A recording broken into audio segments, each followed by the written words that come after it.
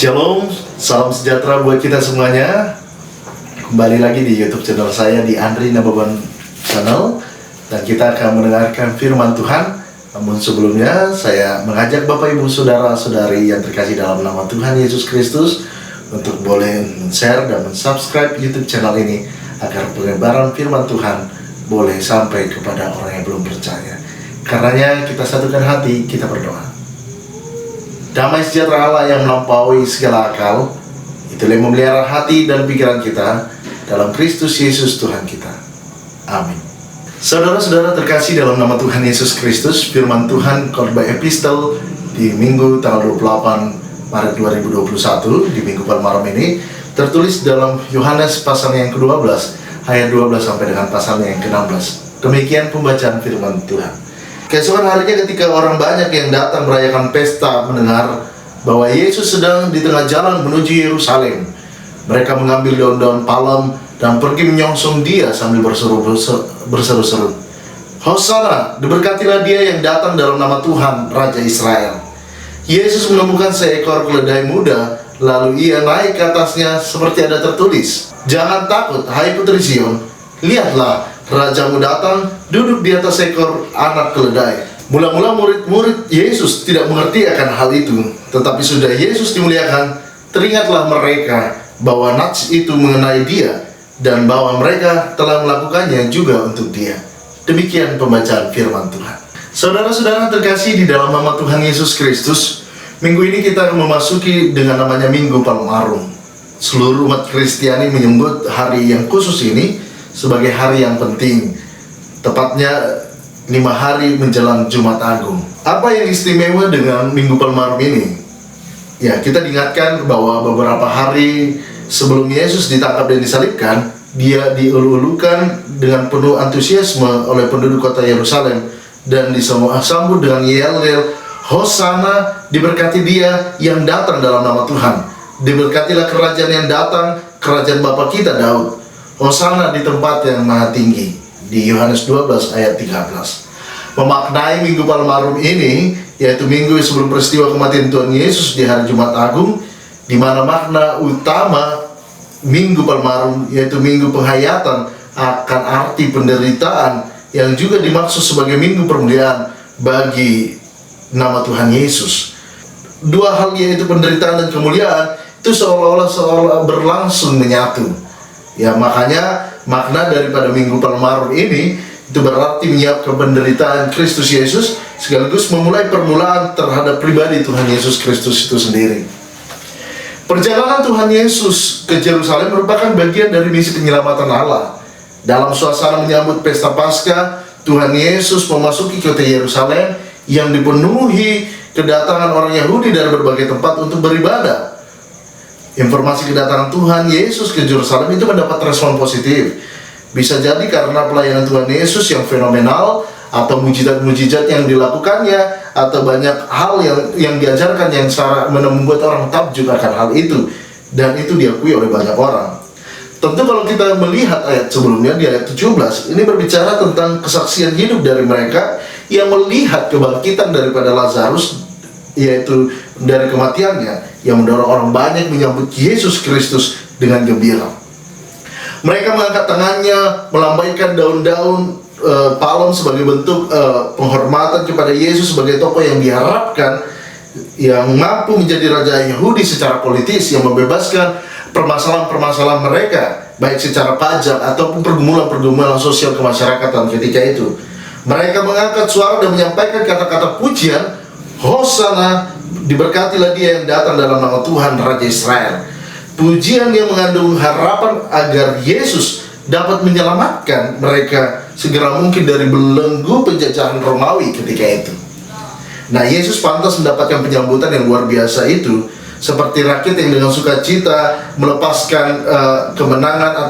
Yesus pantas mendapatkan penyambutan yang luar biasa ini, seperti rakyat yang dengan sukacita ketika raja menang di dalam peperangan untuk memenangkan pertempuran. Demikian juga Yesus dengan permulaan yang menaklukkan segala kuasa dan penguasa pada saat itu.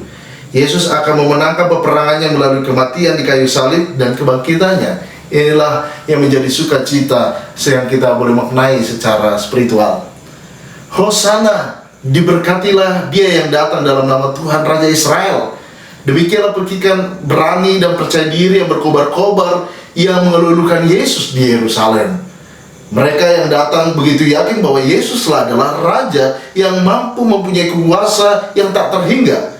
Raja dalam nama Tuhan, mereka yang percaya bahwa Yesus adalah Raja yang mempunyai kekuasaan yang mampu mendobrak pemerintahan dan kekuasaan pada saat itu. Mereka percaya bahwa Yesuslah Sang Damai, Raja damai di sorga dan kemuliaannya di tempat yang maha tinggi. Dalam benak para murid, Yesus adalah Raja yang mempunyai kekuasaan yang tak terbatas, Raja yang tidak terkalahkan. Hal itu membuat mereka mempunyai keberanian untuk berkobar-kobar dan percaya diri tampil untuk mengiringi Yesus yang naik keledai memasuki kota Yerusalem sambil memukau dengan Yesus. Suara yang bersorak mengatakan, karena semua adalah respon atau cara mereka mengeluarkan ekspresi bahagia mereka ketika Raja mereka telah datang. Tetapi harus kita ingat, Bapak Ibu Saudara-saudara, bahwa sikap dan harapan bisa berubah jika terjadi tidak seperti apa yang mereka harapkan. Namun para murid saat itu belum memahami sepenuhnya bahwa perjalanan Yesus ke Yerusalem adalah untuk menyerahkan dirinya sendiri dalam penderitaan menuju kematian itu sendiri. Yesus yang sedang memenuhi ketetapan Allah dalam tugasnya ini untuk dalam rangka menebus dosa manusia. Karena ketidakpahaman para murid inilah mengenai perjalanan Yesus ke Yerusalem, itu membuat mereka bergembira dan memuji Allah dengan suara nyaring oleh karena segala perbuatan dan mujizat yang telah mereka saksikan sendiri. Jadi sangat berbeda ya pemahaman yang dipahami oleh ketetapan Allah dengan pemahaman para murid-murid pada saat itu. Dan peristiwa penyambutan umat itu kepada Yesus di Yerusalem, lalu apakah yang Tuhan Yesus lakukan dalam kehidupan setiap orang percaya yang mana untuk menyambutnya? Apa yang harus kita lakukan dalam penyambutan Yesus Kristus itu? Apa yang boleh kita lakukan dan pahami dalam perjalanan teks ini? Ada 3 hal yang boleh kita pahami di sini. Yang pertama, bahwasanya kehadiran Yesus Kristus yang disambut ini adalah sebuah makna Kristus menyatakan bahwa ia berkuasa atas setiap orang percaya. Jadi kata kuncinya adalah berkuasa atas setiap orang percaya. Yang kedua, Kristus menyatakan bahwa ia memberitakan kelepasan dari rasa takut. Dan ketiga, Kristus menyatukan bahwa ia memberikan pengertian kepada semua orang. Ketiga hal tersebutlah saudara-saudari merupakan karya terbesar Tuhan di dalam kehidupan setiap orang percaya, termasuk diri kita sendiri, termasuk Bapak Ibu Saudara-saudara semuanya. Kita yang dikasihi oleh nama Tuhan Yesus Kristus, penyambutan Yesus dalam hati kita ini harus terjadi setiap hari, setiap saat. Orang yang menyambut Tuhan senantiasa memuji dan bersukacita dalam Dia, sebab di dalam Yesus hadir dan disambutlah akan terjadi kedamaian. Yesus datang dalam kesederhanaannya dan kerendah hatiannya, tetapi orang banyak menyaksikan kemegahan sorga yang besar.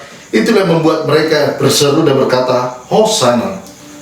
Menyambut Yesus haruslah mempertemukan kita dengan kemuliaan sorga.